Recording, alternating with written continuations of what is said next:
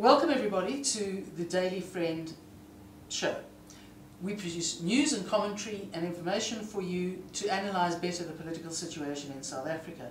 The show is proudly brought to you by the Institute of Race Relations and of course the Big Liberty Show. With me in the studio is Terence Corrigan. Once again. And Gareth from Onselen. We're looking at one issue today, and that is the threat of book burning by the ANC Youth League in the Free State, and last night's disruption of the launch of Peter Louis Meyerberg's book Gangster State Unraveling, Ace Magashula's Web of Capture. The reason we're looking at it so intently is because it really goes to the heart of what the IRR fights against, and that is not just literally the burning of books, but the rationale behind it. Heinrich Heine, the famous German Jewish poet, wrote in a play that was written in 1820 to 1821, where they burn books, they also ultimately burn people. And history, Terence, is a good lesson in that respect. Well, here's something that has been picked up, but I don't think the sort of synchronicity has been properly acknowledged. That in April 1933, the German Student Union launched a campaign to purge German cultural and academic life of Jewish influences, and that was what produced the book burnings of Nazi Germany. And these were, in a sense, one of the first signs that you weren't dealing with a garden variety authoritarian state. You were dealing with something that was altogether more insidious. It is one, you know, in a sense, history is replete with strongmen trying to wipe out their opposition. But here you had a regime that was trying to wipe out ideas. And that line from Heine, "Wo man Bücher verbrennt man am Ende auch Menschen," that has often been quoted as a foreshadowing of what happened in Nazi Germany. The very famous documentary, The World at War, actually mentions it. This, you know, what we're seeing here does not necessarily have to end in gas chambers, but the symbolism, the assault on intellectualism, the implied rejection of democratic norms, it is absolutely monstrous. Gareth, what are the ideas that this sort of action or threat of action are really intent to destroy, or show intent to destroy?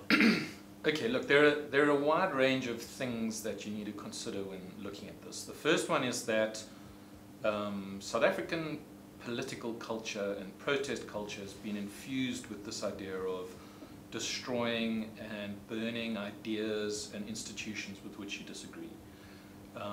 And in the last 5 to 10 years, particularly the last 5 years of Jacob Zuma's administration, this kind of stuff took on a life of its own. You'll remember at the height of the Fees Must Fall, an auditorium was burnt in Johannesburg by students, Roads Must Fall protesters burnt pictures at UCT. Even an ANC MP went on Facebook to suggest burning the Zuma Must Fall banner in Cape Town was perfectly defensible even if it cost people their lives.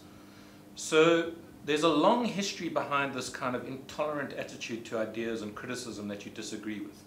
But it is given a particular life by the ANC, which approaches kind of ideas it doesn't like with a great deal of intolerance. I mean, its attitude to the spear is perhaps the quintessential example, and I think set the repertoire in some instances for its approach to these kind of particularly artistic ideas that it disagrees with.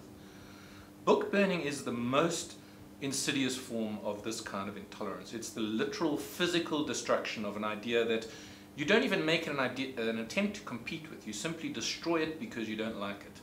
And that is the ultimate devolution of free speech, when there's not even any semblance of motivation to try to defeat an argument on its own terms, to just literally eradicate it. And it is deeply disturbing when this manifests in a political party. I mean, Terence has set out some of the historical background to this kind of thing, but the apartheid regime also burnt books. It is the mark of a party that is primitive in its attitude to free speech, and it is of deep concern. Sorry, I got the impression from the sort of really loud denials by Jackson Mthembu and Dakota Lekgote, that the ANC is very, very unhappy. They don't support this in the least. On the one hand, the ANCYL must be subject to their policies and authority, but on the other hand, they're independent. I get the feeling that they're sort of allowing it to happen both ways. Look, I heard something very interesting on the radio. Professor Adam Habib, a person with whom we might disagree on many things, but he put it very, very bluntly, that it's not good enough for the ANC to say that they don't approve of it. They need to actually take action. They need to show that they disapprove. Otherwise, it really is a case of having your cake and eating it. Now, I think that just to expand on what Gareth was saying, what this action shows is a party that does not believe it is working with opponents; it is working with enemies. You may have profound disagreements with your opponents, but you still accept their legitimacy. When you enter this this destruction zone, you are talking about enemies who must be physically driven out. That can never end well. Isn't it a characteristic of where the ANC's come from historically? It's set up a struggle.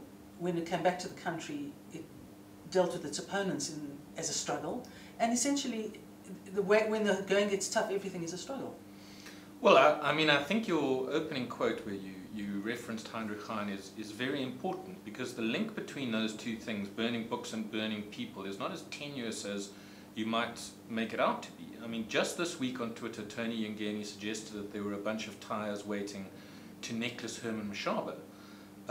That's the same week as the ANC Youth League has proposed burning a book. Now, is that a coincidence, or are those things born of the same kind of impulse which Terence speaks about, this kind of intolerance for people that you disagree with, not just on the merits of their argument, but intrinsically as enemies of the revolution or the state or power?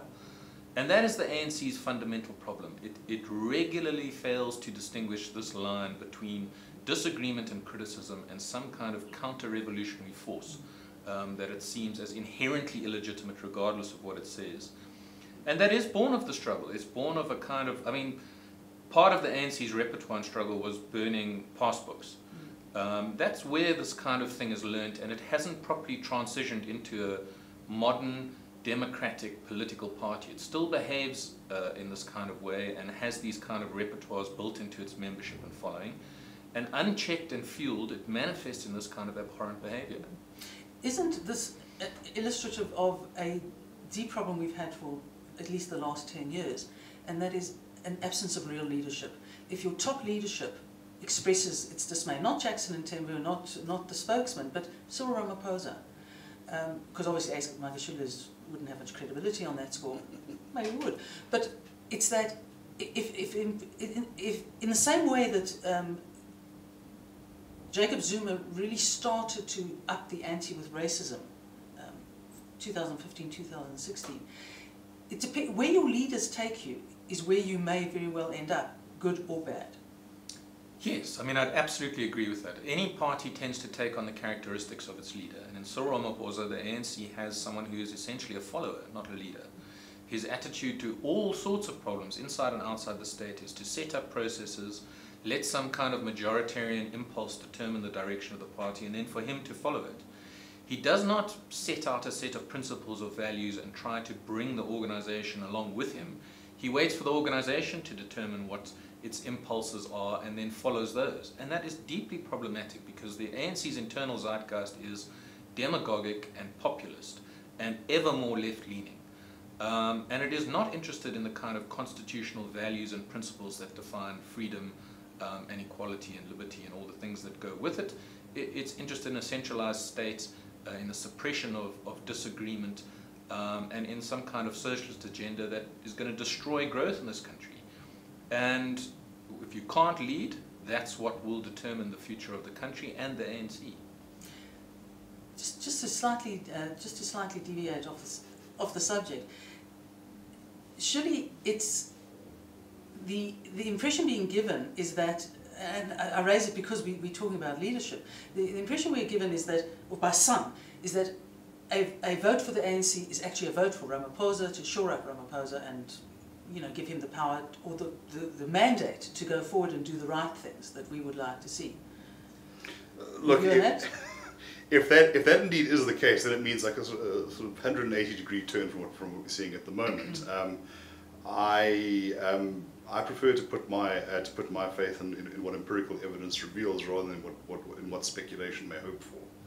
I think that as we talk about leadership, I think something that those of us old enough to remember it might yearn for is we saw flashes of this under President Mandela particularly. He pushed back on certain issues against his party, and often on very difficult issues on the questions of the economy. And I believe there was, if memory serves, there was a case where an ANC meeting kind of didn't sing the stem part of the national anthem, and he took them to task for that. So this is our anthem, whatever one may think of it.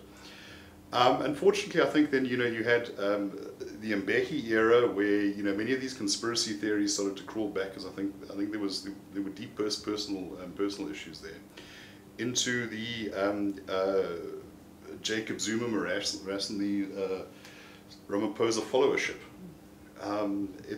It's not a good direction. Gareth, last question.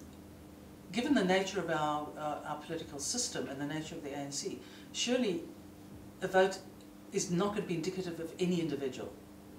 The ANC hierarchy can interpret it how they choose to interpret it. It's not going to have any impact. The fact that perhaps a lot of people voted in the hope that it would strengthen Ramaphosa. Yes, well, I mean, I'm definitely of the Terence Corrigan school of thought, in that you must let evidence and reason determine the positions you take. And you can put your faith in blind faith, in the idea that some kind of leader is going to renew the party and instill some kind of reformation agenda, but there is no evidence for that.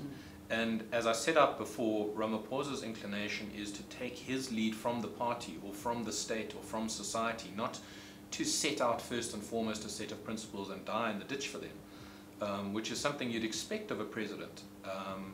And if that is the inclination, well, the ANC as a beast, it is not a morally or ethically or principally virtuous organization. It is deeply compromised, and its impulses are towards all the wrong things.